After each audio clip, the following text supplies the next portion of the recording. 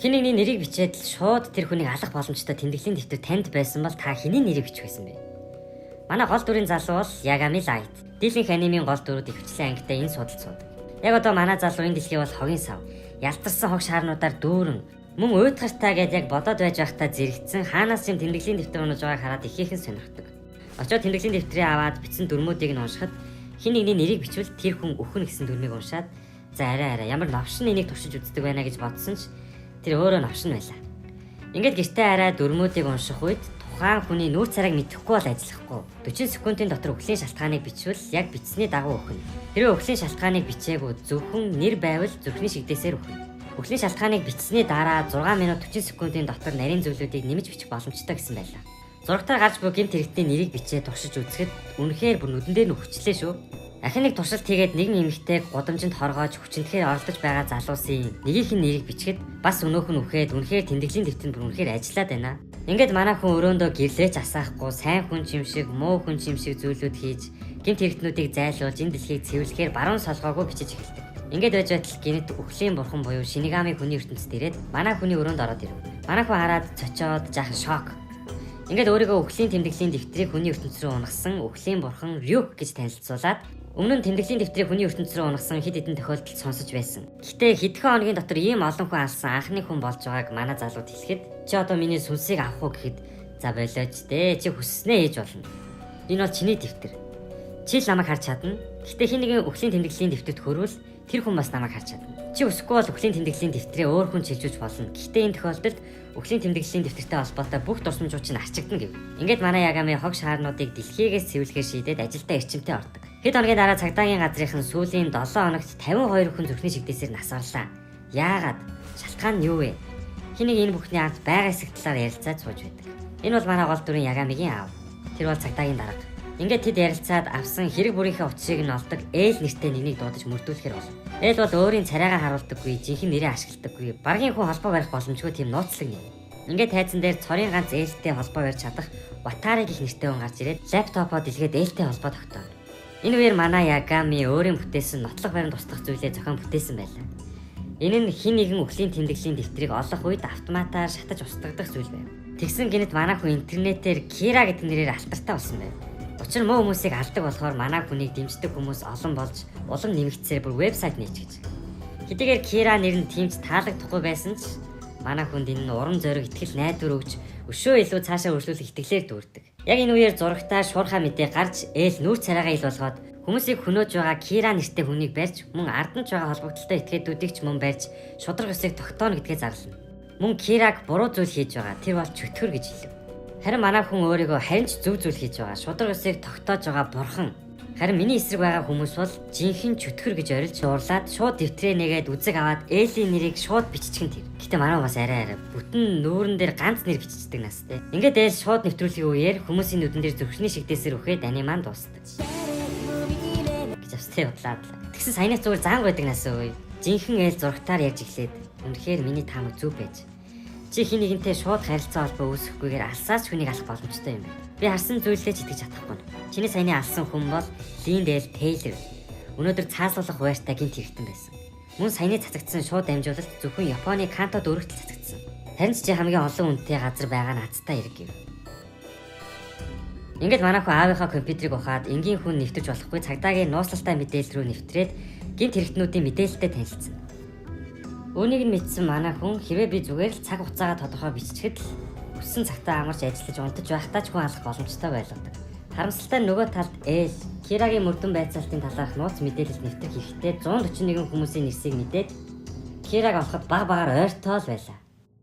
Манай Ягамиг FBI-ийн мөрдөгч дагж эхэлсэн байв. Энийг нь мэдсэн Шинигами би чиний ч тал биш Элийн ч тал биш зүгээр л чиний өрөөний хамтарч болохоор хэлье гэж бодлоо гэд хин нэгэн дагаж байгааг нь хэлдэг. Ингээд тэр хин нэгэн өөрийг нь дагаж байгааг мэдээд хэрвээ түүнийг нэрийг мэдчихсэн бол алцчихсан гэж бодоод байж байтал Шинигами хүн өхлийн бурхан хоёрын ялгаа бол өхлийн бурхан хүнийг хараад үлдсэн амьдралын цаг хугацаа болон нэрийг нь шууд хараад мэддэг. Хэрвээ чи Шинигамигийн нүдтэй болохыг хүсвэл үлдсэн насныхаа талыг нь өөх хэрэгтэй. Чамд 50 нас үлдсэн байлаа гэхэд 25 насыг чинь аавна гэж тайлбарлав. Тэгэхээр чи надаа миний алахыг хүсэж байгаа хүний нэрийг мэдэж байсан ч хэлэхгүй гэсэн үг үү гэхэд тэгэлгүй яг уу энэ бол өхлийн бурханы дүрм гэв. Ингээд манай хүн хоригдлууд дээр хэд хэдэн туршилт хийж алсан нь манай хүний яг тооцоосноор болдог. Жишээ нь үхлийн тэмдэглэл дээр бичгтээ зурсан тэмдгийг ханан дээр зурах. Бас нэг туршилт нь Японд байгаа хоригдол цагийн дотор Францын Эйфелийн цамхагаас үсрэх. Энэ нь бие махбодын болон цаг хугацааны хувьд амжихгүй боломжгүй учраа зүрхний шигдээсээр үссэн гэх мэт. Маргааш нь манай хүн нэг эмэгтэй рүү яриад болцохоор болдог. Энэ үед манай хүний төлөвлөгөөний дагуу FBI мөрдөгч бас яг дагаж байлаа. Ингээд манай болзооны хоёр автобусанд суухад мөрдөгч тэр хоёрыг яг ардд суучих. Хэсэг хугацааны дараа автобусанд манай хүний үхлийн тэмдэглэлдээ бичиж яахыг нарийн тушаасан хүн гаднаас цорж ирээд автобусыг барьцаалаад мөнгө өгөхгүй бол барьцааны хүмүүсийг ална гэв. Энэ үед манай Ягами 50 байгаараа би боломжийг хайж байгаад бууг нь авъя гэж цаасан дээр бичгээд арын FBI-ийн ажилтан энэ хитрхи аюултай. Би учрыг нь олъё. Энэ миний үнэмлэх гээд үнэмлэхээ үзүүлнэ. Ингээд хүний нэрийг нь мэдэж авах төлөвлөгөө амжилттай болов. Цаасаа унагчих. Энэ барьцаалагчийн анхаарлыг татаад ирээд цаасанд нь өрхөд манай үхлийн бурхныг харж эхэлдэг. Намайг бууд новш минь. Ингээд гинт хэрэгтэй айсандаа бууд тулгаад байсан жолооч очоод тэрвэв. Тэгээд автобуснаас гараад машинд дайруулан өгдөг. Энэ бүх зүйл бол мэдээж манай Ягамигийн бичсэн төлөвлөгөө. Нэмж хэлэхэд зам гарахтаа хоёр талаа байн харж байгаарай. Оо, новш гэж амар дайрууллаа. FBI мөрдөгч за яагаад жин ахлах сургуулийн энгийн хүүхэд Кира байх боломжгүй гэсэн шүү юм бодоод гүйгээд яваад өг. Манай хүн FBI мөрдөгчийг чи бол дараагийнх нь гэж боддог. Ингээд хэд хоногийн дараа Ягами метроны зогсоол дээр чатгаараа зүсээ хуйлгаад хар малгай өмсөд хүүдийн хослол өмсөд FBI мөрдөгчийг хүлээн зогсно. FBI мөрдөгч алхаж байхад нь ардаас нь дөхөж очоод би бол Кира үлэгч юм. Чиний гэр бүл болон чиний амьдрал чухал бол эргэж харах хэрэггүй. Би Кира гэдгээ батлая. Тэр нүдний шилтэй залуу харж байна уу? Тэр бол гэмт хэрэгтэй. Тэр өөхөх ёстой. Ингээд манай хүн Кира гэдгээ батлаад үүнийг нь харсан мөрдөгч шок. Хэрвээ чи миний хийсэн зүйлүүдийг хийвэл чи аюулгүй. Энэхүү цаасан дээр FBI мөрдөгчдийн нэрийг хідүүлээ ирсэн гэд бүгдийг нь бич. Тэгвэл чи гэртээ хайр чадна гэж хэлдэг. Мөрдөгч хэлсэн бүхнээр нь хийгээд метроноос алхаж гарч байх үедээ зүрхний шигдээсээр нас барна. Өөхийнхээ яг өмнө эргэж хараад Ягамигийн царайг олж хардаг. Баяртай Ray Pember. Ингээд манай хүн FBI-аас Япон руу явуулсан мөрдөгчдийг бүгдийг нь алхан тэр. FBI-ийн удирдагч Япон руу холбогдоод мөрдөгчд бүгд зүрхний шигдээсээр өссөн гэдгийг хэлээд ахиж хүн явуулах боломжгүй энэ хэрэг дээр ажиллах боломжгүй гэдгээ хэлдэг. Ингээд Ягамигийн аав хурал хийгээд Кирагийн эсрэг байгаа хүн өөхөгч боломжтой. Гэмт хэрэгтэн биш байсан ч хамаагүй Кира далуулж магадгүй. Өөрийнхөө амьдралаа найз нөхөд гэр бүлээ бодоод энэ хэрэгээс нэрээ татаж болно. Тэгсэн ч цол бууруулах, ажлаа салах тийм асуудал байхгүйгээ амлаж байна. Гол нь надад Кирагийн хэрэг дээр ажиллах итгэлтэй найдвартай тийм л хүмүүс хэрэгтэй байна гэхэд ердөө 5 л хүн үлдв. Моги, Юкит, Айзава, Хидэки, Иде. Тэгэд нэмээд хамгийн хүчрэг хэрэгтэй хүн болох Мацта. Дээр нь нэмээд мэдээж манай Эл. Ингээд долоолаа хоорондоо ярилцаад биендээ итгээд Элтэй уулзахаар болоод бай газар нь ирдэг. Мэдээж ойлгомжтой Кирагийн талаар л ярилцсан. Яг энэ үеэр Ягамигийн гэрт нь ээж нь охиндоо аав нь хувцас солих хэрэгтэй. Чи очоод хувцсыг нь өгчих гэх үед манай хүн гарч ирээд би аваачаад өгье гэдэг. Хувцсыг нь өгөх гээд очих үед FBI-ийн мөрдөгчийн эхнэр ирчихсэн. Кирагийн хэргийг мөрдөж байгаа хүмүүстэй уулзах хэрэгтэй гэхэд тэд бүгд энд байхгүй байгааг хэлдэг. Ягами очоод хувцсыг нь үлдээгээд нөгөө эмэгтэйтэй хамт гараад би Кирагийн хэргийг удирдах байгаа ахлахын хүүхэд. Би танд тусалж чадах байх гэд инээнгээ энэ дэлхий дээр хамгийн итгэж болох хүний царай гаргадаг. Ингээд тэр хоёр хоорондоо танилцаад ярилцаад явж байгаад манай хүн эмэгтэйд өөрийнхөө нэрийг Ягами Light гэд бүр нэрнийхээ утгыг нь тайлбарлаад зөрөөд нэрийг нь асуухад эмэгтэй өөрийнхөө нэрийг Maki Shoko гэв. Ингээд эмэгтэй миний таамаг зөв бол Кира хүмүүсийг зүрхний шигдээсээс өөрөө ч алах боломжтой. Кира хүмүүсийг алахдаа үйлдэлийг нь удирддаг байх гэсэн таамагудаа хэлээд миний мэддэг хүн Киратай уулзсан. Тэр миний сүд залуу байсан.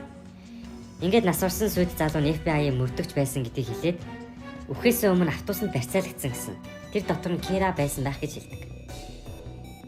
Ингээд манай хүн хэнийг яриад байгааг нь ойлгоод чи хитрхи их зүйл мэдэж байна. Чи дараагийнх нь новш минь гэж бодоод автобусанд барьцаалагдсан өдөр хизээ хаана гэдгийг нь асуугаад бичиж тэмдэглэж байгаа юм шиг болоод үхлийн тэмдэглэл дээрээ эмэгтэй нэрийг биччихв.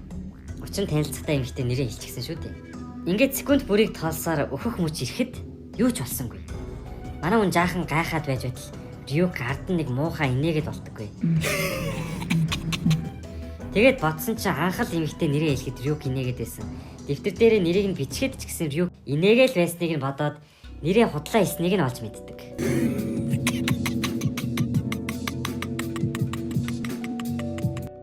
Энэ улсын охид хүүгүүд 16 нас хүрмэгц тэдний утсанд засгийн газраас хинтээ гэрлэх тухай мэдээлэл ирдэг. Даниэл Парк бол царай муутай, дээрээс намхан, тэгээд бүр бүдүүн азгүй амт.